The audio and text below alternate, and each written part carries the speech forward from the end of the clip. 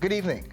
With the Ghana Learning Channel's news and capsule for Thursday, December 16, 2021, I am Kingsley Bryan. Here's a look at some of the stories we'll be covering this evening. We'll tell you that the legal measures for organ transplant tabled. It is to pave the way for the establishment of an agency to manage same. Also, investments in education will build the future. Minister McCoy says Guyana will benefit from intelligent leaders. And Region 8 children received toys as Minister Sukai visited to spread cheer to communities. And in news from the region, we'll tell you St. Lucia to host Carnival 2022, dubbed the Vaxxed Mass to ensure the safety of all. And on the international scene, hundreds of dinosaur footprints found. The well-preserved scaly prints were discovered in Poland. And now for the news in detail. The legal measures for organ transplants were tabled on Wednesday in a human organ and tissue transplant bill that was presented to the National Assembly. There is currently no legislation governing, authorizing, and regulating the donation of tissue and organs to persons who meet the criteria of either being a donor or recipient of such donations. But work had been ongoing over the past few months to craft new legislation. This bill, once enacted, would provide the much-needed framework to allow people to benefit from organ transplants. According to the bill presented by the Minister of Health, Dr. Frank Anthony, the agency will facilitate, coordinate, and manage the donation process for organs, tissues, cells, and biofluids for transplantation. Transplantation is the process of taking an organ or living tissue and transferring it to another part of the body or another individual's body entirely. This bill deals with the implantation of those bodily components into other people's body. The agency will also be empowered to implement the donation process, wherein it will coordinate with the hospitals permitted to engage in organ and tissue transplantation. Under the law, the Minister of Health can grant permission for any hospital, including a private hospital, clinic, healthcare provider, laboratory, or any other facility to be designated a transplant facility. Importantly, the agency will collaborate with those designated hospitals to establish the operating procedure for the management of serious adverse events and reactions under a framework of quality and safety.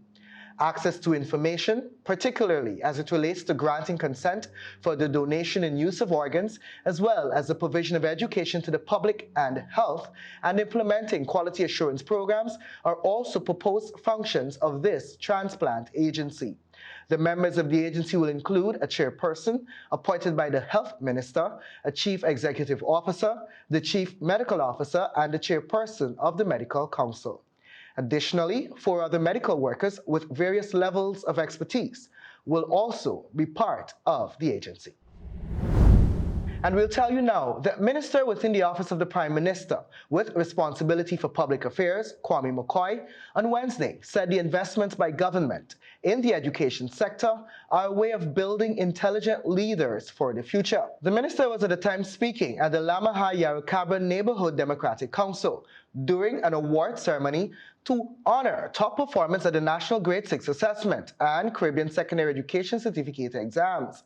The minister also asserted that we are doing this because we want to be able to support the educational pursuits and ambitions and give every possible support to create the brightest and most intelligent people, because we have a lot of going on for us now and in the future. End of quote.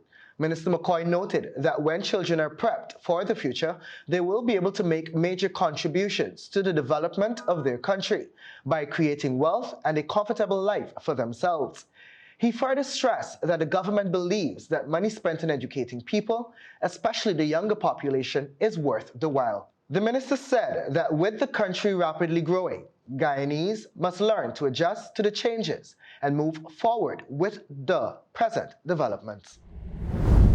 Meanwhile, the children in Pataro Siperuni, Region 8, were ecstatic on Tuesday and Wednesday when Minister of Indian Affairs Pauline Sukai delivered over 1,500 toys to children in 5 communities.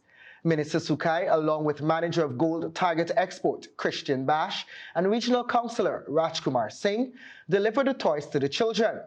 The team first visited Campbelltown on Tuesday and handed over some 500 toys to the many boys and girls who gathered at the community sports ground. On Wednesday, more children in Madia, Princeville, Mycobie, and El Paso, all in Region 8, received gifts to brighten their Christmas. The toy distribution drive is a joint initiative between the Amerindian Affairs Ministry and Gold Target Export, which has ongoing mining operations in the region. Minister Sukai added that the ministry and the gold company want to bring some happiness in this joyous season, the season of Christmas. Meanwhile, Bash said his company sees it necessary to spread the Christmas cheer, especially in regions where they have mining concessions. He said the company is fulfilling its corporate social responsibility and is pleased that hundreds of children returned home happy. In the coming days, the team will be winging out to other parts of the region, as well as in Cuyuni Mazaruni, with more toy distribution drives.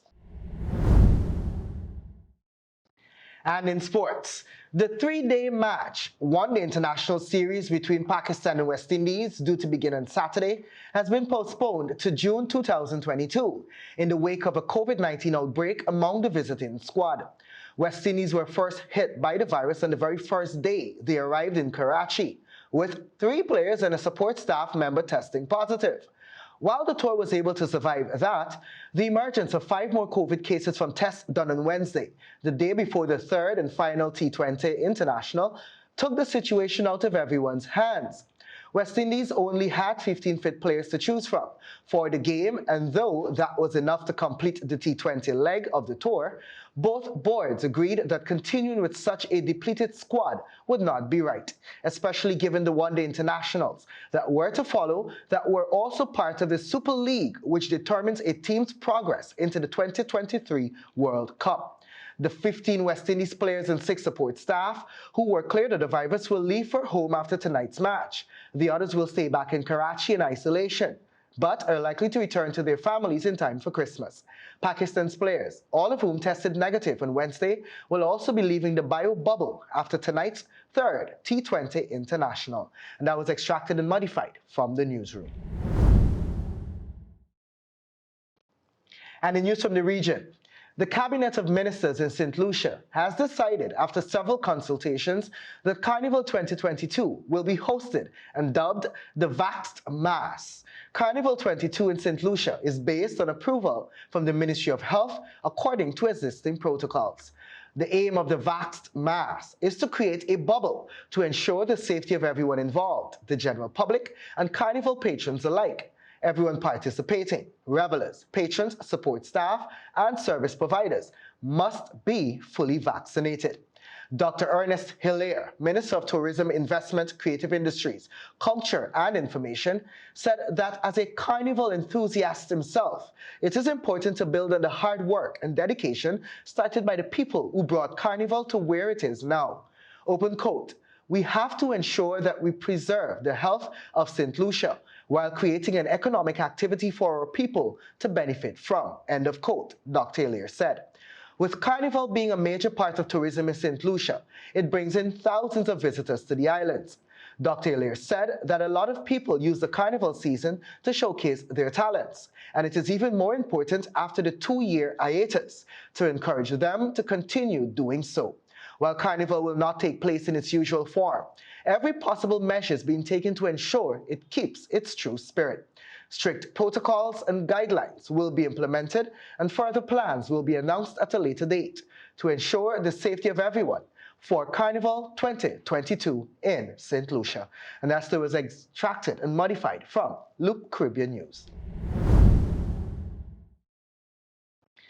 And on the international scene, hundreds of dinosaur footprints, so well preserved that even the scaly skin can be seen, have been found in Poland, giving an insight into a complex ecosystem around 200 million years ago, geologists said. Described by the Polish Geological Institute, National Research Institute, as a treasure trove, the fossil-like tracks and bones were found in an open-cast clay mine in Borkowice, 130 kilometers south of Warsaw. Open quote, "In the traces left by dinosaurs, you can read their behavior and habits. We have traces left by dinosaurs running, swimming, resting, and sitting," said geologist Grzegorz Niedwicki. The largest footprints of carnivorous dinosaurs are 40 centimeters and in many cases, the skin can be seen in detail. In order for such a state of preservation to be possible, a very special sequence of events had to take place in a short time, said Grzegorz Pienkowski in a statement. Several hundred dinosaur tracks representing at least 7 species have been found, and geologists say they are likely to find more. They have also discovered bone fragments from animals and fishes, and that was extracted and modified from CNN. And that's our news broadcast for Thursday, December 16, 2021. Please join us for a rebroadcast tomorrow morning. On behalf of myself and technical teams, thanks for watching. Please stay tuned to our regular programming and remember to observe all the necessary precautionary methods to fight off COVID-19. Also, please get vaccinated. It's the only safe and known way to fight the virus. Have a safe evening.